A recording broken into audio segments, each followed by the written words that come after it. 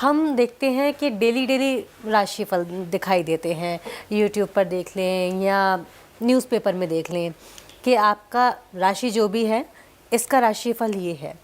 तो वो राशि की जब बात होती है वो लग्न राशि होती है या नाम राशि होती है?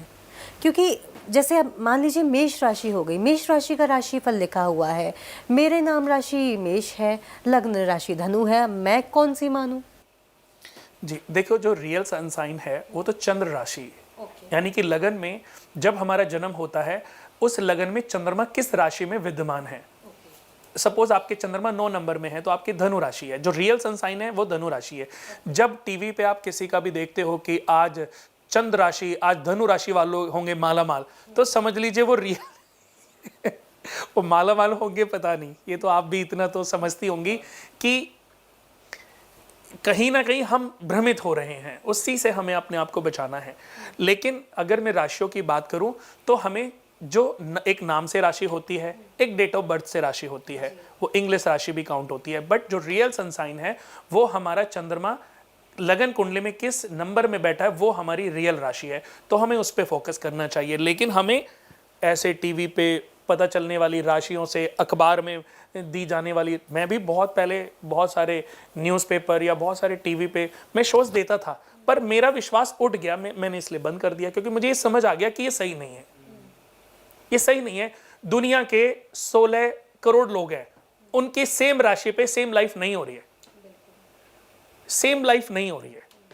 तो एक बात है, आज दोपहर के बाद हो सकता है शायद मैं आगे भी करूं, ऐसा नहीं है, क्योंकि पॉडकास्ट में बहुत लोग सवाल करते हैं। कल को किसी ने बोला कि कुणाल जी एक पॉडकास्ट पे राशियों के ऊपर करना है।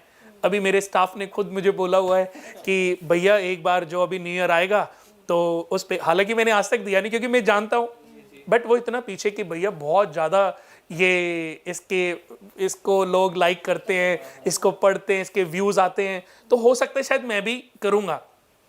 बट मेरा भी 25%, चाहे मैं भी करूँ चाहे कोई भी, मैं कहता हूँ 25% इसको आप सुन लो, लेकिन इस पर 25% ही बिलीव करो, क्योंकि सबकी राशि, बहुत लोगों की राशि सेम होने पर सबके साथ सेम नहीं हो सकता। इसलिए कुछ चलो अच्छा है तो ये बूस्टअप के लिए बहुत अच्छा है, पर अगर कहीं आप कुछ गलत सुनो तो उसके लिए तिल भर भी आपको परेशान होने की आवश्यकता नहीं है, क्योंकि आपके साथ कुछ बुरा होने वाला नहीं है।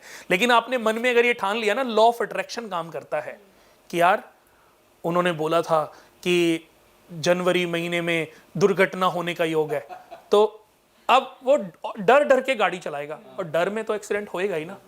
अरे देखा पंडित जी ने बोला था, उसको ये पता नहीं चला कि उसका डर ये एक्सीडेंट करा बैठा है। तो लॉ ऑफ अट्रैक्शन काम करता, हम जैसा सोचते हैं, जैसा बोलते हैं, जैसा हमारी फीलिंग होती है, जैसे हमारे मन में भाव होते हैं, सराउंडिंग वैसा ही होने लगता है। इस चीज़ पर क्लैरिटी देने के लिए आपका लिटरली बहुत बहुत धन्यवाद, क्योंकि लोग बड़े परेशान होते हैं इन चीज़ों को देखकर। हाँ, मुझसे मिलते हैं, मैं कोशिश करता हूँ, समझाने की कोशिश करता हूँ। इस पॉडकास्ट से लोग समझेंगे भी। सर अब कुछ रेमेडीज़ आपसे जाननी है, फिर वास्तु को लेकर भी मेरे बहुत सारे सवाल हैं भी आपसे जो पूछने हैं। हस्बैंड वाइफ के बारे में बात करते हैं। अगर हस्बैंड वाइफ का रिलेशन अच्छा नहीं चल रहा है तो क्या रेमेडीज़ करें जिससे उनका रिलेशन अच्छा हो जाए? देखिए, अगर पति को अपनी पत्नी से कुछ प्रॉब्लम है तो सबसे पहले मैंने देखा, बहुत पैसे की कमियां जहाँ पर होती है ना, वहाँ पर गृह कलेश बहुत होते हैं।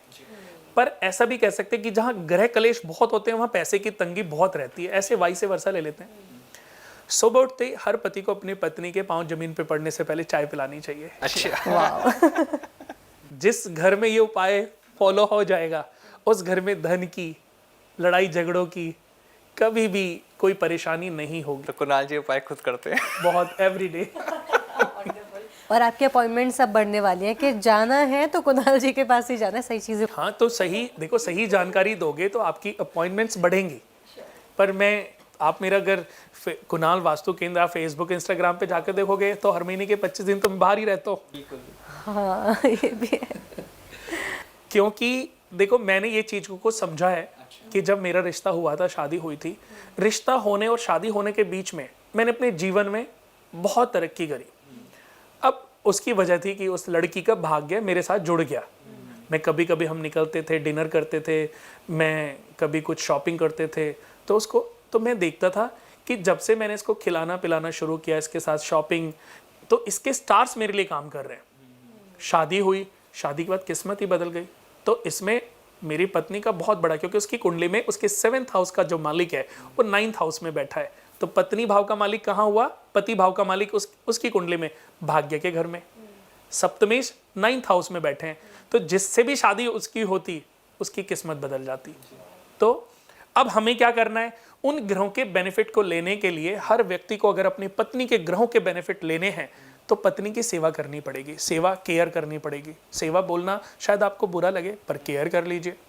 सुबह उठ करके रोज नहीं कर सकते, कभी कभी अपनी पत्नी को सुबह उठ करके उसके पांव जमीन पे पड़ने से पहले एक ट्रे में 2 कप में, कप के नीचे एक प्लेट भी होनी चाहिए, एक प्लेट में 2 बिस्किट होने चाहिए, और आप कभी कभी तुलसी के पत्ते भी डालें। अपनी पत्नी को उसके टेस्ट अनुसार, उसको इलायची पसंद है, अदरक पसंद है, जैसे मेरी वाइफ को सिर्फ अदरक पसंद है तो उसी टेस्ट अनुसार उसको चाय पिलाएं। इस उपाय को 40 डेज करें।